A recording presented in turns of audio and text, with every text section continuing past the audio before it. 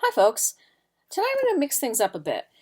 Instead of reading you the next poem in Edna St. Vincent Millay's book, 2nd April, I'm going to skip ahead in the book to the poem Assault, which is a favorite of mine and is especially apt tonight. I'll tell you why after I read you the poem. Assault by Edna St. Vincent Millay.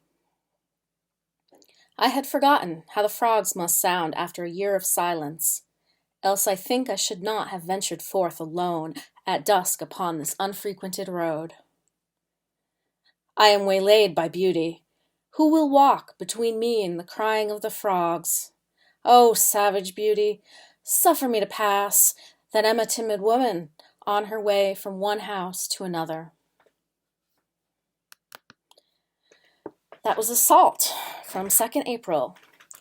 So, having heard the poem, have you perhaps guessed why I wanted to read that tonight? Know that I live in central Massachusetts, and it's April 5th as I record this, and the temperature today was about 55 degrees Fahrenheit, or about 12 degrees Celsius. Also, where I live is in a wooded, swampy area. Any clue? Alright, I'll tell you. The frogs Millay is talking about here are almost certainly spring peepers, and I'm reading this tonight because last night was the first night I heard them from the woods by my house. In fact, I hear them right now. You probably don't, but I do. So what the heck are spring peepers, you might be asking, depending where in the world you live. They're a species of chorus frog, Pseudocris crucifer, that are widespread throughout the eastern U.S. and Canada.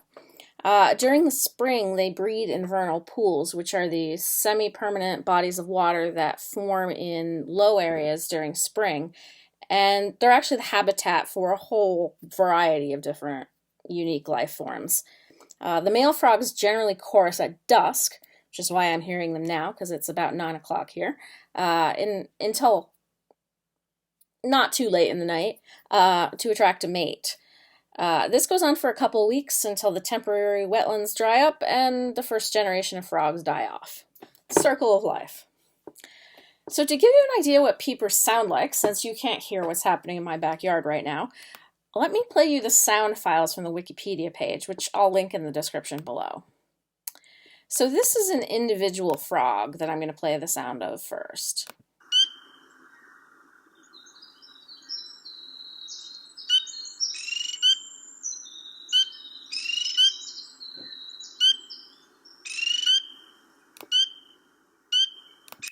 Okay, I think that gives you a pretty good idea, but not really intimidating, right? So what the heck is Millay on about here? What's she so timid about? She describes herself. So you're not usually going to hear just one frog by itself. So here's what you're more likely to hear in the woods on a spring night.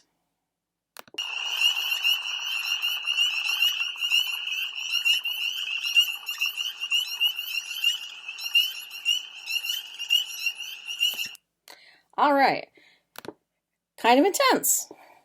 If this was your first time hearing it, it might come across as a bit spooky, especially if you imagine walking through the woods at dusk and being surrounded by this sound. Frogs were the original surround sound.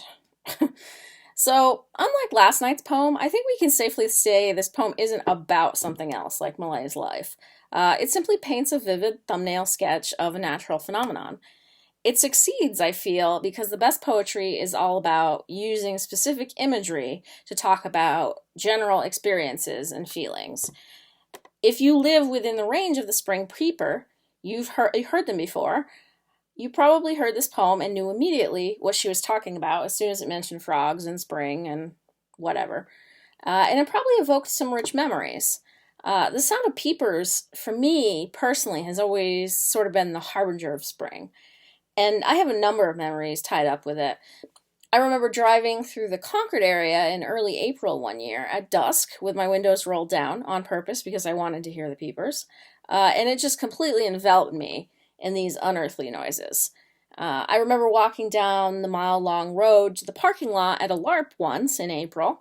No light, just the moon above me, and the woods were just alive with this sound and nothing else. And also, a little bit sadder, I remember the hordes of small frogs that will try to cross the road during spring rainstorms, and the awful smell of crushed frog that clings to my car afterwards. It's a mixed bag of memories, but all pretty intense. Interestingly, the origin of the word savage, as in savage beauty in this poem, is the French word sauvage, which means wild or raw. Really a perfect choice of words, I think, to describe this short-lived spring phenomenon. Incidentally, this line is also where the title of the Nancy Milford biography of Millay comes from. So that was Assault, originally published in 1920 in the New Republic and anthologized in 1921 in 2nd April. I hope you've enjoyed this daily dose of seasonally appropriate Millay, and that you have a lovely week ahead of you. Good night.